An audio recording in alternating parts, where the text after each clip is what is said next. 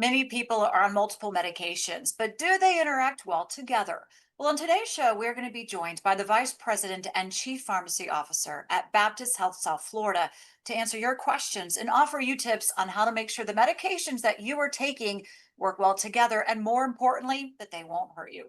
That is all coming up on this episode of Ask the Doc. No appointment needed.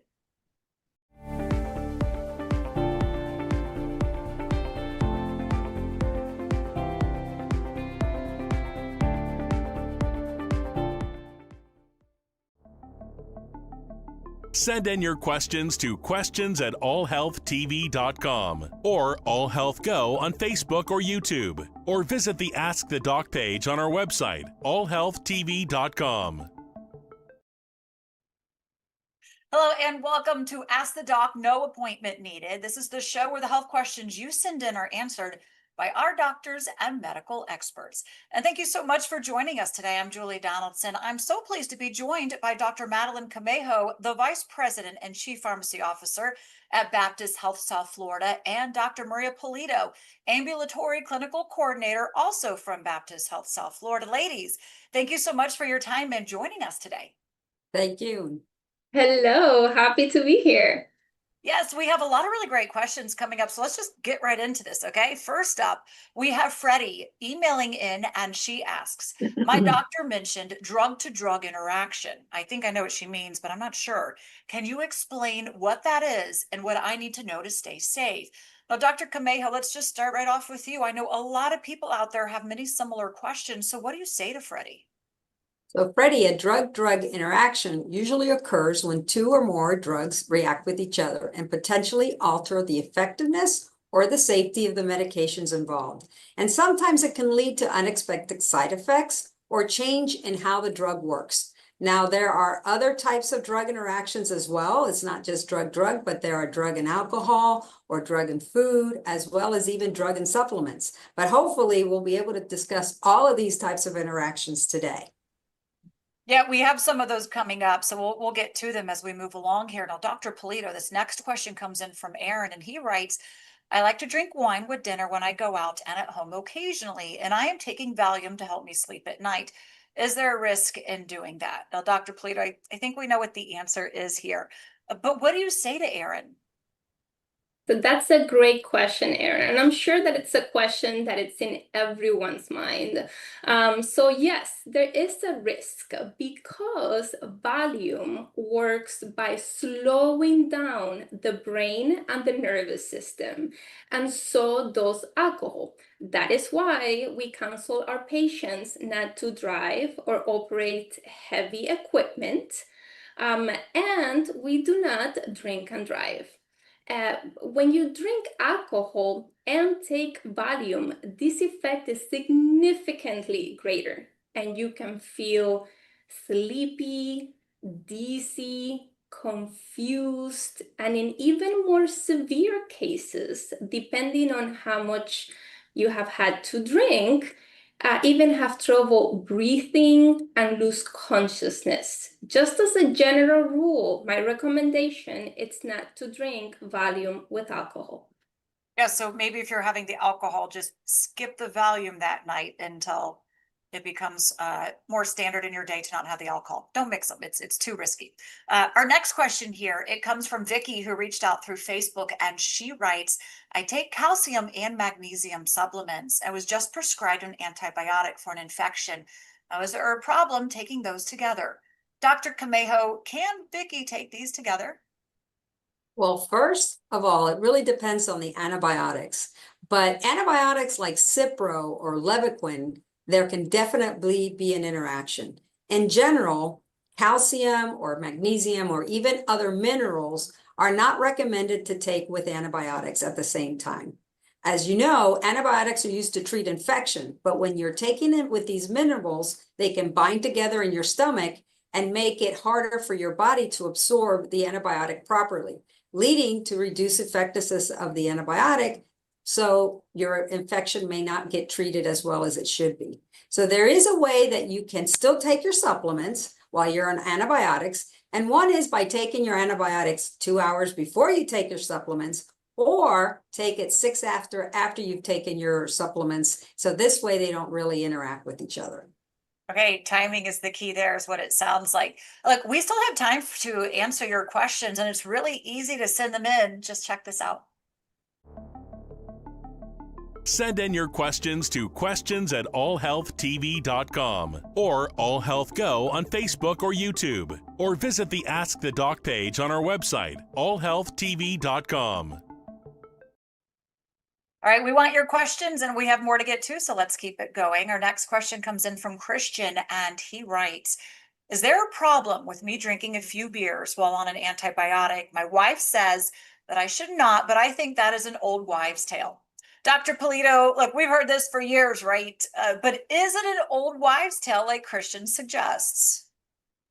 Another great question.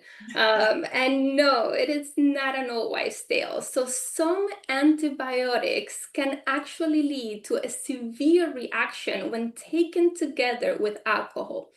For example, when alcohol is taken together with an antibiotic called metronidazole, patients can experience severe nausea, vomiting, palpitations. And because of this, it is recommended that patients taking metronidazole do not drink any alcohol while they're taking the antibiotic and for 3 days after complete discontinuation. I had an interesting case a couple of years ago. I had a young man in his mid-20s come in to pick up a prescription for metronidazole. I went through the usual counseling, explained how to take it, the importance of finishing the full course, gave a very strong warning about avoiding alcohol during treatment and for the 3 days right after discontinuing the medication.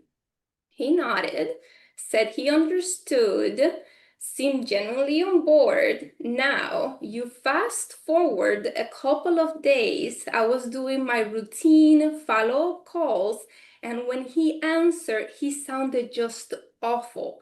I mean, it was a raspy voice, low energy. I asked how he was doing with the medication, and after a few seconds, he paused and he admitted, I took the pill and then had a drink later that night, and I've never felt worse in my life.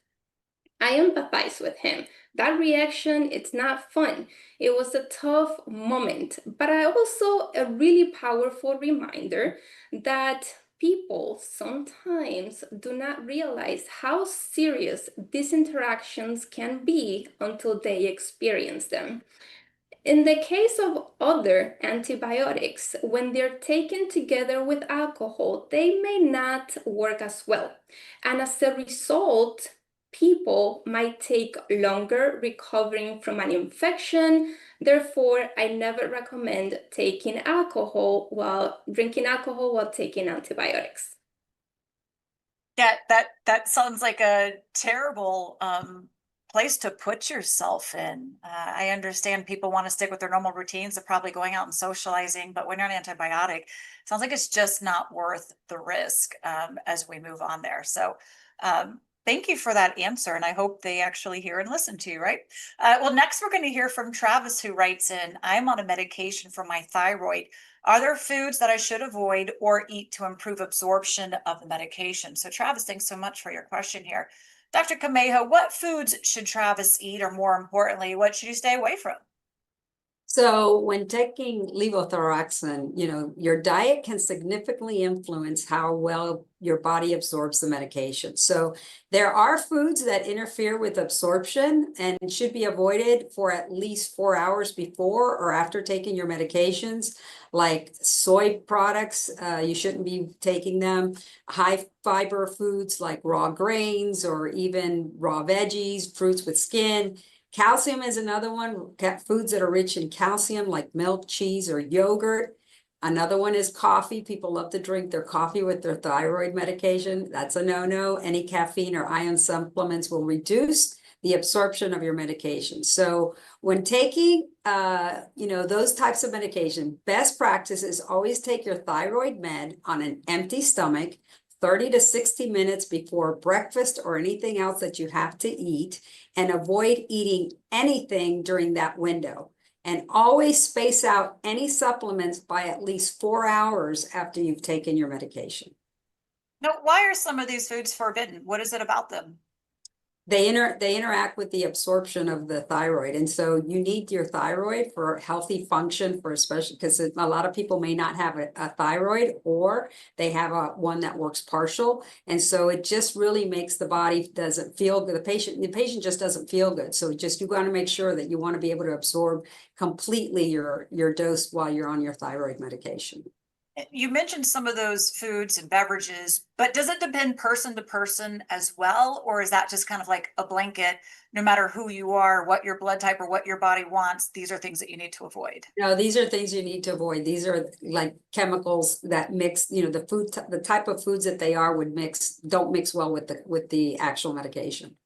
Okay. I think we got that one there. Thank you so much for explaining and helping us out with that one. Now, folks, look, note, if you do not get your questions answered today, well, you can go to our website and click on Ask Hanna, where nurses, they're available to help you out. And here is some more information on that. Looking for a fast, free, and convenient way to get expert health advice? Ask Hanna. Ask Hanna is your go-to telemedicine service provided by the Health Channel. Whether you have questions about your health, need advice on wellness, or want to know more about medical conditions, Ask Hanna has you covered. From the comfort of your home, you can chat live with a health advisor, check your symptoms, and learn possible causes, and browse through a library of health articles. So why wait? Visit askhanna.tv today and take control of your health with Ask Hanna. Your health, your way, anytime, anywhere. Ask Hanna, your trusted health companion. Next, we're going to hear from Alice, who writes, I love to drink grapefruit juice in the morning, but I heard that if you're on medications, you should not eat grapefruits or drink grapefruit juice. Now, is that true? And if so, why? Dr. Pulido, I've never heard this. I love grapefruits, but I'm not sure where this comes from. So tell us, is this a good thing, a bad thing for somebody that's on medications? Yes, no, and I'm the same. I love my grapefruit as well, especially in the morning. So yes, absolutely, I get it. But it depends. It depends on the medications that you are taking. Whenever you take a medication, your body needs to break it down so it can use it. Some of the key players that help with this can be inactivated by grapefruit. So you can think of grapefruit as it's stopping some of these key players from changing that medication into what it needs to be.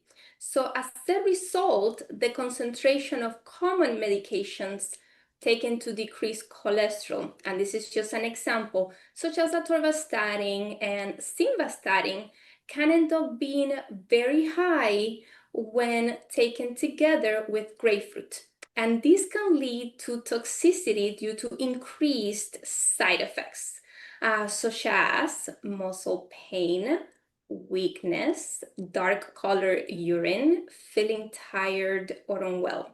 And I'd like to share another example. This happened when I was on rotation as a pharmacy student. We had a patient come to the emergency room with severe swelling in his legs. I mean, this was severe. He couldn't even walk. And, he got all the tests done. And when these tests came back with answers, we realized that his symptoms were the result of muscle breaking down. It can be that severe due to taking simvastatin 40, which is not even the highest dose of simvastatin, and eating a grapefruit daily. And something similar can happen when patients take nifedipine, for example, which is a very common blood pressure medication, and then they drink grapefruit at the same time. So nifedipine levels can reach toxic levels, and patients can experience dizziness, flushing, which is like red or warm face, that's how it feels, the headaches, nausea, and in very severe cases, extreme weakness and even loss of consciousness. So you're basically saying if you're on any of these medications, just stay away from grapefruit juice. Yes. Oh, And it's okay. important to check because depending on the medication that you're taking, it might have that interaction with grapefruit. Oh, that's really disappointing for those that would love to have grapefruit with these medications, but better to be safe than sorry as we move on here. Let's keep it going. Charlie reached out on Instagram and he writes, I have been forgetful lately, so a friend of mine recommended Ginkgo biloba as a supplement to help improve my memory. Is it okay to take it even if I am on an anticoagulant for Afib? Now, this sounds like a question that a lot of our viewers are interested in. Dr. Camejo, what do you say to Charlie? So Charlie, ginkgo biloba is great if you aren't on any medication. It usually helps folks for, help with focus and memory. It's one of the properties. But the problem is with ginkgo biloba, it also has blood thinning properties. So taking them together with an anticoagulant such as an Eliquis or Xarelto or even warfarin, the effect is much more pronounced. And so as a result, patients may experience an increase in bruising. If you hit your hand, things that you accidentally hit yourself in, you can see a big bruise appear, prolonged bleeding from a cut where you may have had a cut or even gotten injured. And in more serious cases, it actually can lead to both gastrointestinal or even leading to a brain bleed. So please make sure you don't do that. And before you do anything, especially with taking an anticoagulant, always talk to your pharmacist or doctor before you take any supplements with your anticoagulants. Taking that, but the problem being the forgetful memory, is there something that they can take maybe instead of a ginkgo biloba? Or is there a certain time that maybe they should start thinking about taking something to help with that? Well, I think depending, most people, how do you define I'm losing, memory? I mean, I think if that's the case, then you definitely need to go back and see your doctor. But if, using function, a lot of it is people aren't always resting. They're always looking at 500 different things. We're always so busy. It's very normal that people forget and can't focus on things. So I will always say, there's not, I would say, anything of a supplement that can help improve the memory. There are some nutrients out there like that are out there for that. But always before you take anything, if you're on a medication, make sure you talk to your pharmacist so there are no interactions. Okay, good advice. And that's why we have you here. We still have time to answer your questions, and it is easy to send them in. Here's what you need to do. Send in your questions to questions@allhealthtv.com or AllHealthGo on Facebook or YouTube, or visit the Ask the Doc page on our website, allhealthtv.com. Well, we just got a question from Rachel, and this time from our Facebook page, and she writes, I am taking medication for my mechanical heart valve. Is it okay for me to take Advil or Motrin for joint pain? And what are the potential consequences of a drug interaction involving blood thinners? Dr. Pulido, are there concerns about taking a blood thinner and Advil or Motrin at the same time? Great question, especially because we see Advil and Motrin just over the counter, so easy to have access to them. But in this particular case, taking Motrin or Advil in addition to a blood thinner, such as a warfarin, can lead to an increased risk of bleeding. Like Dr. Camejo explained, small cuts or injuries could bleed more than usual and might even have a harder time stopping. In more serious cases, it could even lead to dangerous internal bleeding. So when it comes to these medications, no, stay away and always ask. Okay. Is there a solution? What would you recommend that they do in place of this? If they do have that pain, I would definitely see a specialist, because there are also specialty medications that the patients might qualify for depending on their other conditions, let's say. But I would say, there's also Tylenol as well that could be taken over the counter. It doesn't help as much as inflammation, but it will help with pain. Okay, good advice. Next, we're going to hear from Sergio, who emailed in this question. I want to add supplements to my daily routine. Which ones do you recommend? And is there a concern that daily all-natural supplements can cause negative interactions the way that medications do?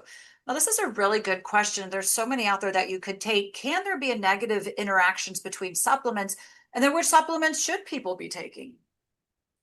So, Sergio, just like meds, you need to space out your supplements. Taking them all together may be a way of being convenient, but it's not always effective. And I just give you a couple of examples, like some vitamins need to be spaced apart. And a perfect example would be like vitamin C. If you're taking a vitamin C and a B12, you shouldn't be taking them together. Why? Because the vitamin C will actually reduce the absorption of your B12. You know, another example are your, what they call the, soluble vitamins like vitamin A, D, E, and K should be taken with foods so they can be absorbed better. And so for men, which I would want to add, and if you want to add supplements, then I would really recommend like a multivitamin, like a high quality multivitamin, which helps cover natural gaps in nutrition that we don't always eat the best possible. So this really helps men in that aspect.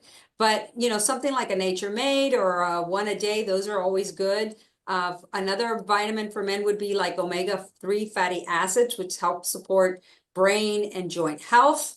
Creatine, especially for muscle strength, ideal for active men and aging adults. Those are always great to do. Vitamin D and K, those are also help support bone health and testosterone levels and even helps immune functions. And maybe some magnesium, which helps add sleep as well and helps deregulate stress. And maybe some Q10, especially important for men who support energy production and helps with heart health. But before you start, you know, any kind of regimen, go see your pharmacist and make sure that they can help you put a regimen together that'll be safe and effective for all the meds you're taking, or all the supplements you're taking as well. You mentioned a lot there. I feel like it can be a little confusing for somebody obviously going and talking to someone and seeing what they might need for their body. But can you just take one of those one daily multivitamins that they sell and will that get everything? Or do you need to go and see what else you might need to add in order to get what it depends. A one-time multivitamin ain't going to do everything. You know, like if you want some more heart health, it all depends on what is the supplement regimen that you want to achieve for yourself.